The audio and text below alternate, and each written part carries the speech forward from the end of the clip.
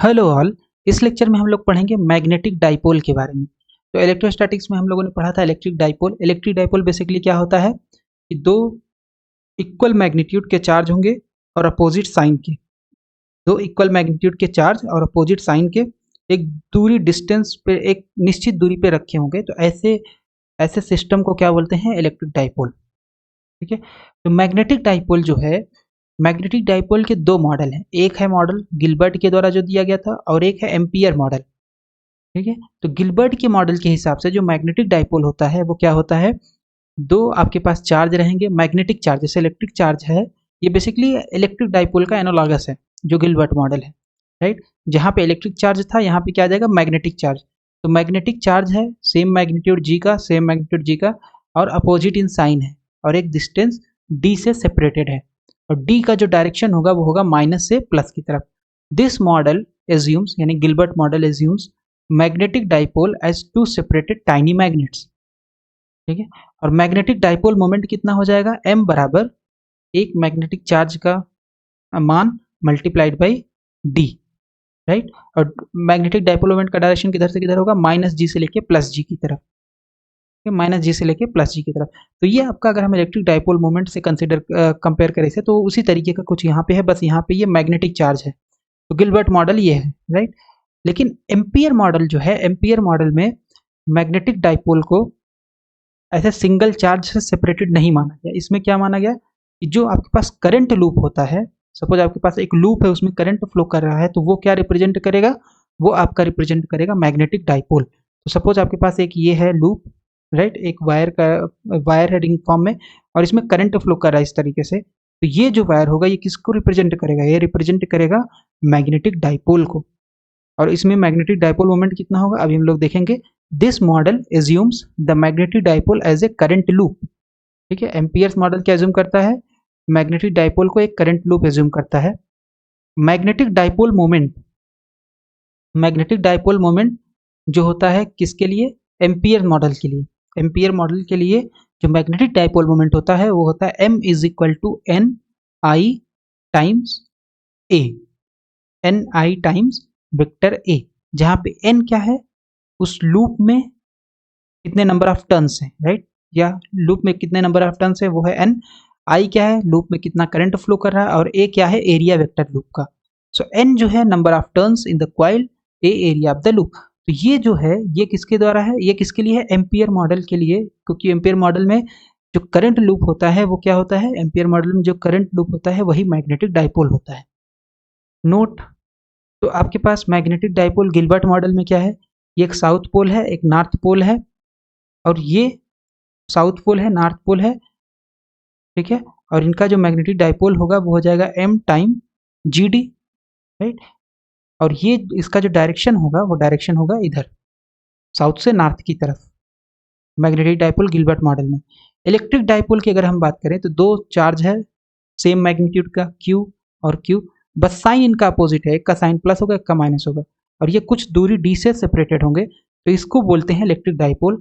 और यहाँ पे एक टर्म डिफाइन होता है, जैसे यहाँ पे मैग्नेटिक डाइपोल मोमेंट है वैसे यहाँ पे इलेक्ट्रिक डाइपोल मोमेंट आता है, और इसका मान होता है P is equal to Q times distance.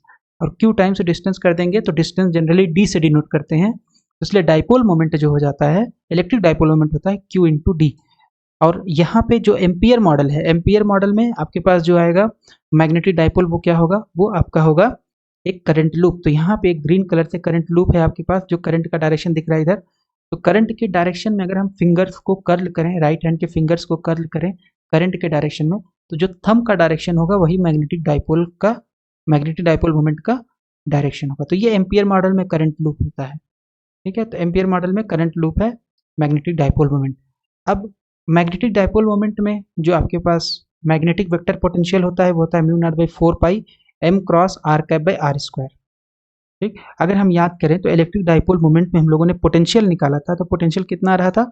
Mu naught by 4 pi p dot r cap upon r square. तो उसी तरीके का यहाँ पे है, बस यहाँ पे डॉट की जगह क्रॉस आ जाता है। इसको हम प्रूव नहीं करेंगे, ये डायरेक्ट फार्मूला यूज करेंगे। तो a dipole is equal to mu naught by 4 pi m cross r cap by r square. अब जो आपके पास magnetic dipole, sorry, magnetic dipole moment होता है m आई डी ए, और ये आ जाएगा i इंटू ए और यहाँ पे ए क्या है, area vector. A dipole mu naught by, अब ये एम जो है ये होता है किस डायरेक्शन में, ये जनरली जेड कैप के डायरेक्शन में होता है, यानी जेड एक्सिस के डायरेक्शन में होता है। तो जेड एक्सिस से आर कैप कितना एंगल बनाता है, थीटा। तो ये आ जाएगा M cross R cap, M R cap का मान हो जाएगा 1, तो M R that is 1, M 1 sine theta, तो इसका मान आ जाएगा एम साइन थीटा, और Z cap cross R cap यह हो जाएगा आपका फाई कैप।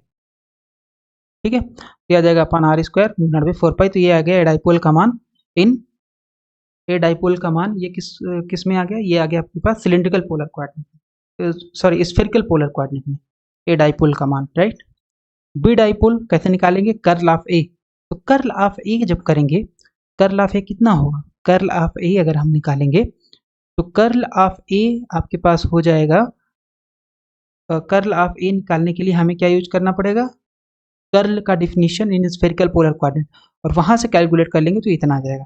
तो अगर हम देखें यहाँ पे तो ये मैग्नेटिक फील्ड जो आ रहा है कुछ कुछ इलेक्ट्रिक फील्ड की तरीके आ रहा है, बस यहाँ पे एम है और यहाँ म्यू नॉट है, राइट। बाकी इसका फॉर्म ये कांस्टेंट डिफरेंट है, म्यू नॉट बाई 4 पाई, और आर क्यूब के प्रोपोर्शनल इलेक्ट्रिक डाइपोल के द्वारा इलेक्ट्रिक फील्ड जो होता है आर क्यूब के प्रोपोर्शनल होता है, और यहाँ पे पी आता है, बाकी ये टर्म सेम आता है। तो ये सिमिलैरिटी दिख रही है इलेक्ट्रिक डाइपोल और मैग्नेटिक डाइपोल में। और बी डाइपोल जो कोऑर्डिनेट फ्री फॉर्म में होगा, magnetic field to dipole coordinate free form में, mu naught by 4 pi 1 upon r cube 3 M dot r cap minus M, ये भी एकदम उसी तरीके से दिख रहा है, राइट, एकदम जैसे इलेक्ट्रिक फील्ड आता है, बस ये कांस्टेंट डिफरेंट होता है। Force and torque on magnetic dipole, अगर यूनिफॉर्म मैग्नेटिक फील्ड होगा तो नेट फोर्स कितना होगा, 0 हो जाएगा, राइट, क्योंकि इक्वल एंड अपोजिट फोर्स लगेगा। और अगर आपके पास यूनिफॉर्म मैग्नेटिक फील्ड में अगर डाइपोल रखा हुआ है तो मैग्नेटिक फील्ड उसके ऊपर कोई फोर्स नहीं लगा पाएगा, राइट, क्योंकि एक सिरे पे जो लगेगा वो दूसरे सिरे से कैंसिल हो जाएगा, है ना। लेकिन अगर टार्क की बात करें तो टार्क लगेगा, और टार्क कितना हो जाएगा, ये हो जाएगा m क्रॉस बी। तो मैग्नेटिक डाइपोल जिसका डाइपोल मोमेंट m है, मैग्नेटिक फील्ड b में रखा है, तो उसके ऊपर जो टार्क लगेगा वो होगा m क्रॉस b।